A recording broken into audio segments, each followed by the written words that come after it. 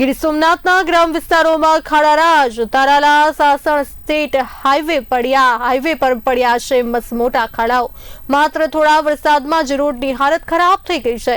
સાસણથી Somnath state હાઈવેની દયનીય સ્થિતિ બની છે, ત્યારે તાલાલાથી સાસણ સુધીના રોડ પર મસમોટા ખાડા પડ્યા છે। સ્ટેટ હાઈવે પર મસમોટા ખાડાથી સ્થાનિકોમાં ભારે રોષ ફેલાયો છે। ટ્રાફિક જામ અને અકસ્માતની ઘટનાથી સ્થાનિક પરેશાન છે। વહેલી તકે રસ્તો રિપેર કરવા સ્થાનિક લોકોની માંગ ઉઠી છે। અત્યારે આપણે જે જગ્યા પર ઉભેલા છીએ, જે તાલાળા સાસણ જુનાગઢ સ્ટે હાઈવે છે, આ રસ્તાની હાલત અત્યારે બહુ કફોડી હાલતમાં છે। 3 થી 4 વર્ષ પહેલા આ રોડનું કામ ચાલુ કરવામાં આવ્યું હતું, પણ આમની અંદર એટલું બેદરકારી વાળું મટીરિયલ વાપરવામાં આવ્યું છે, જેથી કરી રોડમાં ગાબડા પડી ગયા છે। દર વર્ષે આવી પોઝિશન હોય છે।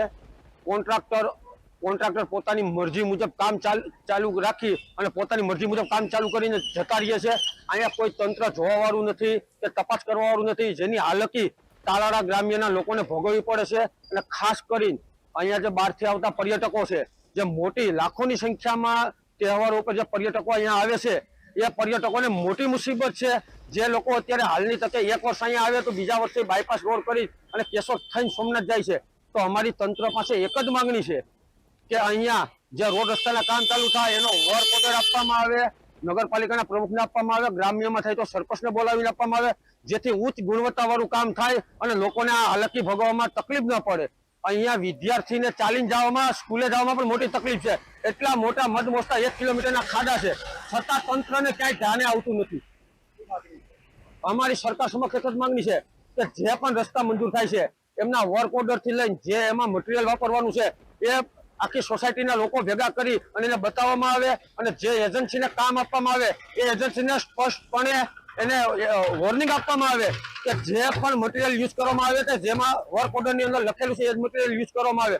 પણ અહીંયા તો તાલાળાનો વિકાસ થવાની બદલે અને ખાડે ગયો છે। તાલાળાની પરિસ્થિતિ હાલની તકે એ છે।